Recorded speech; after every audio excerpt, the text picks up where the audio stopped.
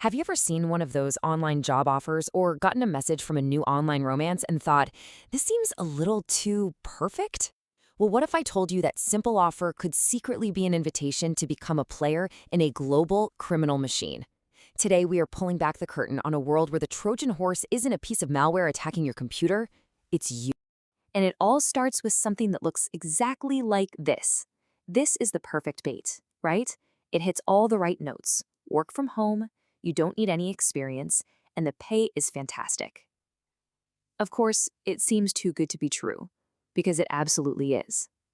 This is the welcome mat to a very sophisticated scam, one designed to weaponize your bank account. And this is where the whole dynamic flips. See, the goal of these criminals isn't just to steal from you, it's to recruit you. They need to turn you from a target into an accomplice, a willing or sometimes unwilling pipeline to launder their stolen cash and cover their tracks. So, what are we actually talking about here? The term is money mule, and it's exactly what it sounds like. Just like a drug mule carries illegal goods across a border, a money mule carries dirty money through the financial system. They are the absolutely essential human link in the money laundering chain that gives the whole operation a mask of legitimacy. Now, it's really important to get this. Not all money mules are the same. You can really break them down into three main types. First, you've got the unwitting mules. These are genuine victims who've been totally manipulated. Then you have the witting. They're the ones who kind of suspect something's off, but they choose to look the other way. And finally, you have the complicit mules, who are basically professional criminals themselves. This diversity is exactly what makes these networks so resilient and so hard to take down. And believe me, this isn't some new problem. It's just gotten a major tech upgrade over the years. I mean, look at this timeline. Back in the Prohibition era, it was all about cash-front businesses. Then, as banking went digital, criminals switched to wire transfers.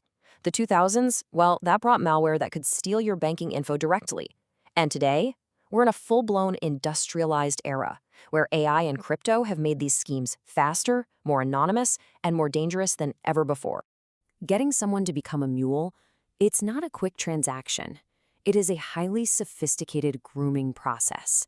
These criminals have a literal psychological playbook, and it's all designed to engineer your cooperation by tapping into your deepest, most human emotions. They basically use three incredibly powerful storylines. First, there's the employment illusion, which preys on our desire for financial security. Then you've got the romance paradigm, which exploits loneliness. And finally, the emergency crisis, which just creates sheer panic and urgency. Each one is a carefully crafted trap. And the scale of this is, well, it's staggering. Just look at this number.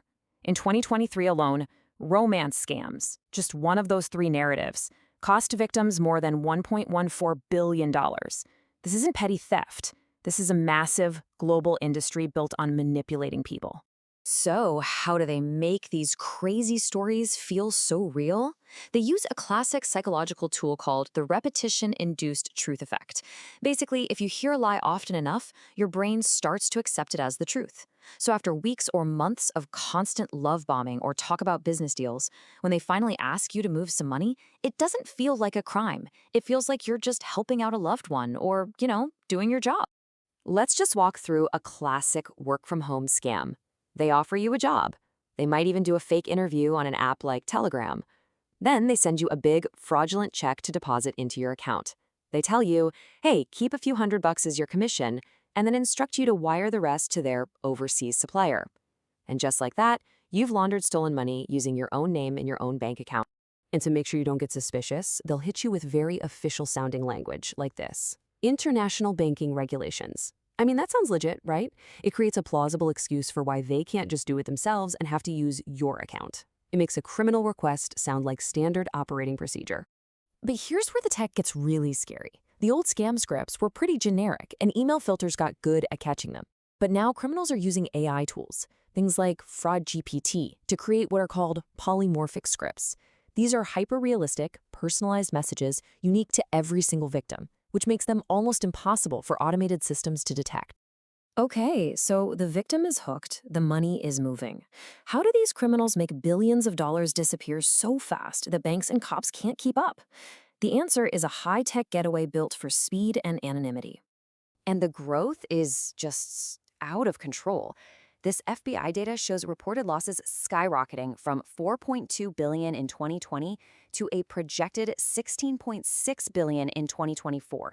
That's not just a steady increase, that's an explosion, and it's all fueled by new tech and tactics. You add it all up, and the total reported losses from just 2020 to 2024 is over $50 billion. That is more than the entire GDP of some countries, all just vanishing into the digital ether through these criminal networks. This here shows their favorite escape routes. Old school wire transfers are slow, and sometimes you can claw the money back. But criminals love methods like Zelle, crypto, and even gift cards. Why?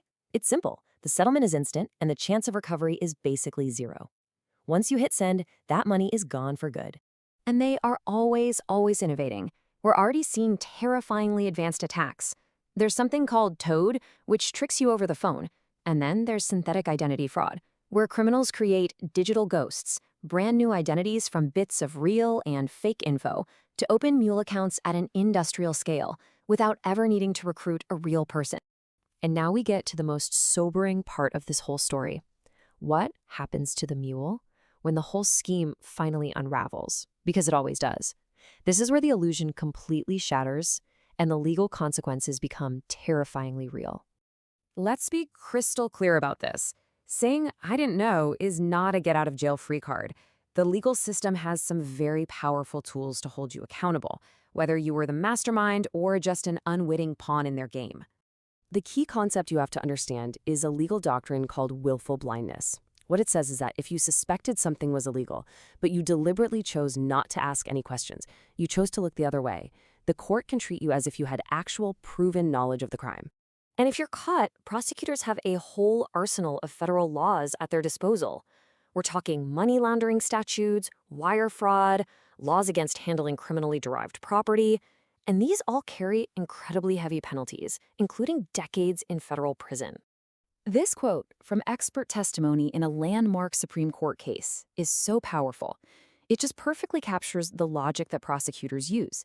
Sophisticated criminal rings don't trust their most critical operations to people who are completely clueless. It's a simple, common-sense argument that just dismantles the "I didn't know" defense. So the takeaway here is that the consequences are absolutely life-altering. You could be looking at prison time, having all your assets frozen, and even being held financially responsible for every single dollar that passed through your account, leading to complete and total financial ruin. Which really leaves us with a critical and honestly a pretty scary question for the future. As AI and deepfake technology gets so good that they can create perfect, undetectable illusions, have we reached a point where technology is no longer the main vulnerability? Is the weakest link in all of our security systems now the one thing we can't patch with software? Our own human trust?